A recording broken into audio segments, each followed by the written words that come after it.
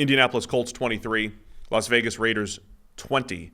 Colts also moved to 9-7. So again, they're going to face the Texans next week with playoff spot potentially on the line, division potentially on the line.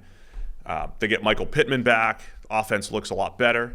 And they slow down the very hot Las Vegas Raiders in this one. Yeah, they did.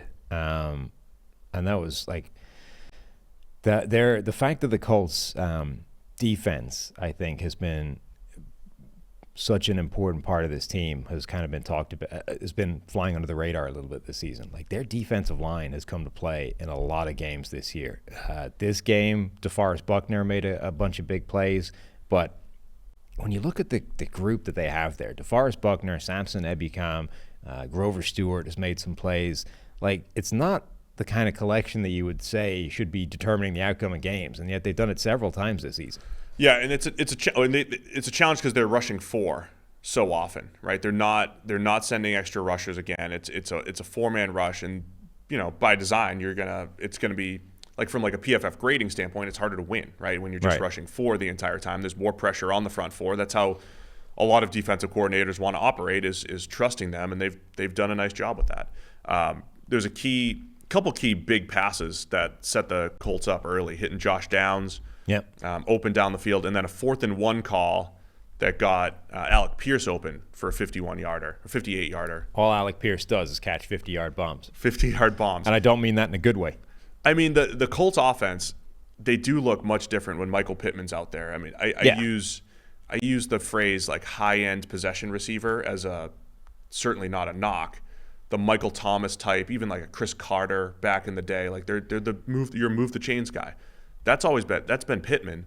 And when you combine that with maybe Pierce once or twice a game, Josh Downs working out of the slot, it's a much better passing attack when you have your go-to guy like Michael Pittman. He makes it functional. It's like Green Bay when they only had Devontae Adams, right? Like, it's still not enough. You still want more than that. There was a reason everybody was clamoring for a second receiver opposite Devontae Adams for years, but Devontae Adams makes it work, and it's still pretty good when he's there. And then when you take him out of it, it's like, what is this? This is one of the worst receiving rooms in the NFL. Michael Pittman obviously isn't Devontae Adams, and he's not as good, and he's a very different type of player, but it's the same dynamic. If he's not there, you look at the roster or the receiving core, and you're like, this can't work. There's nobody that can win. Certainly not consistently when they're the number one option. And then you put him in there, and it's like, okay, we would still like, if we upgraded on Alec Pierce, say, opposite Michael Pittman, but this works now.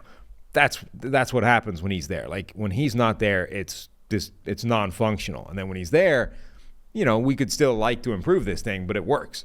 The one other matchup that we highlighted before the game was right tackle Braden Smith coming back. And the Raiders pass rush just the previous week had Patrick Mahomes staring at the rush, Malcolm Koonce, Max Crosby, moving Crosby around, all the different things that the Raiders did led to Patrick Mahomes having the worst game of his career.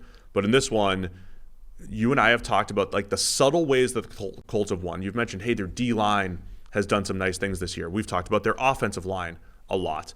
Left tackle Bernard Ryman, and then again, Braden Smith coming back into the lineup, playing right tackle, 80 pass block grade for the Colts against this Raiders pass rush that had been playing really well the last few weeks. Yeah, and Braden Smith, I saw reported like he's not 100%. I mean, somebody, I forget who it was, a Colts reporter basically said that he, at the end of the game, goes over, and I forget if it was in the tunnel or somewhere on the way, to the locker room, is basically doubled over in pain, that he's still, whatever he's still dealing with is bad enough that like he's just getting through it, and yet is out there helping the team to a pretty important degree against one of the best pass rushers in the NFL.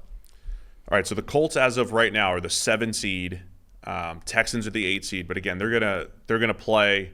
Playoff implications. We'll break the whole thing down on Thursday. My favorite show of the year, where I just read every playoff scenario. It's beautiful. Everybody loves it. Devontae Adams with a huge game, first for a while, and this is one of the best Aiden O'Connell performances, I mean, I guess ever, given that he's not played that much. But he played pretty well and, got them close on the comeback. I mean, Devontae Adams with an incredible catch in the end zone to, like, pin the ball basically in a bicep curl and just refused to allow it to be ripped out on the way to the ground. I love those catches. And O'Connell didn't make any – like, this was a game that if the Raiders were good enough they would have won with the performance they got from Aiden O'Connell, and yet, enough other things went against them that they weren't. Like, the defense, which has been probably the most important part of this team all the way through the season, actually didn't have a great game, and that's why the Colts were able to win. Yeah, I feel like we've had this conversation about O'Connell. His grades have just been every other week. If you just take his, what is it? He's an even week guy. Week guy. No, this is week 17. Sorry, there was a bye in there. He's an odd week guy. Oh, no, because it's because the bye screwed it out. It's just every other game. It's just every other game. Yeah. But his PFF grades go 60, 85, 56, 79, 58, 75. Every other week, O'Connell's been pretty good. Didn't complete a pass after the first quarter last week against the Chiefs. Didn't need to. And didn't need to. But was much better in this game against the Colts.